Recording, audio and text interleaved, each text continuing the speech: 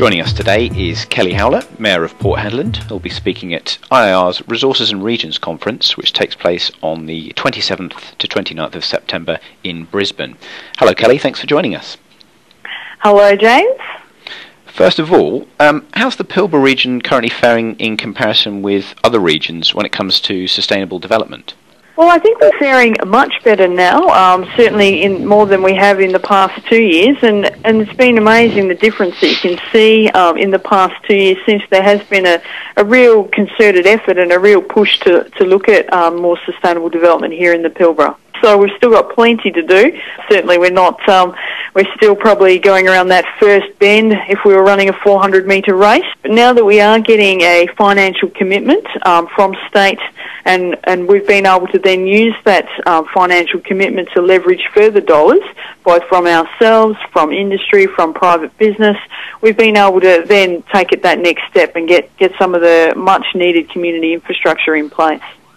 And what initiatives have you been employing in the region to ensure all stakeholders are engaged? A real variety of different initiatives, and it's important because when you're dealing with all different stakeholders, from your top-end developers to your resource industry players, to then your mum and dad, Joe and Jane, on the street, you need to make sure that they're all feeling that they're part of the journey, that they're getting their needs met. So we've been using a combination of strategies from direct site town visits, so actually flying out-of-town developers, flying our members of parliament, getting people to actually come to the town to see, touch, feel.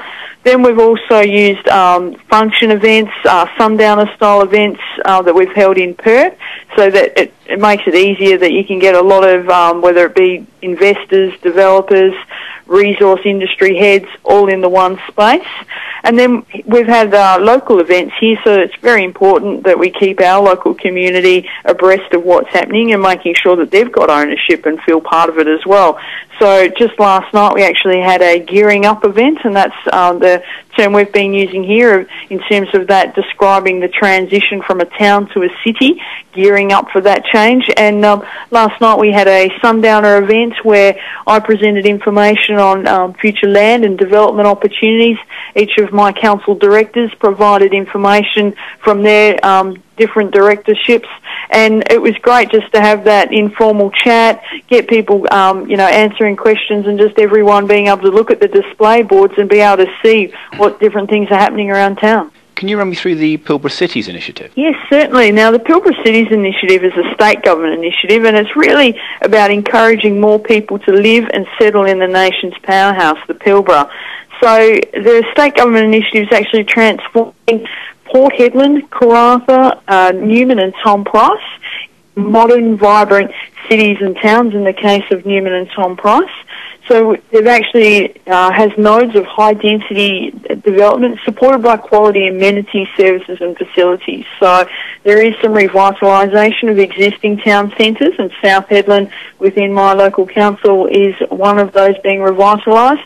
And it's just great that there's now a real concerted focus on affordable and diverse living and housing options, new schools, education facilities, hospitals, medical centres, leisure, entertainment precincts, commercial small business development, retail outlets, tourism, and opportunities for Indigenous employment and enterprise as well. So they're things that we sometimes all take for granted, but things that perhaps haven't received the attention they should for a while, and now that attention's been given and we're seeing radical transformations take place.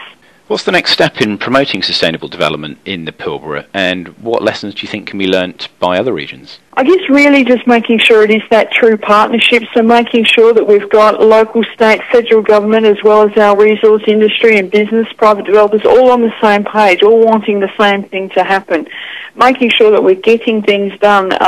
It's great to be able to have the display boards to show the glossy artist impression pictures, but to make sure that people can actually see and touch the on-ground results. So then we can get that flow-on benefit so that, families will feel that they've got the services that they'll want to stay in town, and that and new families will come to the area. So for us, it's been a lot of attention on getting land available, getting more land out on the market, deregulating the land sales market in effect, encouraging and getting more developers to come into town. If more developers come into town, they've got their associated construction workforce, they've got their different skill sets, we can get more things being built, and that's then resulted in a variety in different built form, moving away from just 4-bedroom, 2-bathroom houses to, studio townhouse apartments, giving that variety. So then you've got variety in built style, using different materials.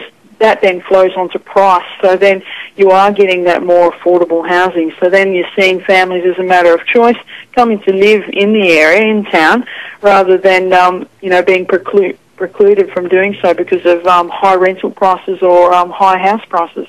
You're speaking at IIR's Resources and Regions Conference, which takes place on the 27th to 29th of September 2010 in Brisbane. What will you be addressing in your presentation? Yeah, I'm in the bracket that's discussing regional development in the Pilbara, and I'll be actually focusing on the Pilbara Cities initiative and the challenge of housing infrastructure development in the Pilbara. So it'll be talking about, being in a remote location, how do we go about getting that land, how do we go about getting the developers' interest and getting them coming in and actually, commencing projects. I guess focusing on that side of that partnership of having council, state government, working with the developers and getting on-ground results. And finally, how does the industry as a whole benefit from these types of events? Really, it's all about the sharing of knowledge and experience, and particularly highlighting case studies. We're all grappling with the same issues, and often it's invaluable to hear how others have resolved a situation or adopted a different plan of attack, and that can often be something we can take home and apply in our particular situation. So these are certainly very valuable events. Kelly Howlett, thanks very much for your time. Thank you.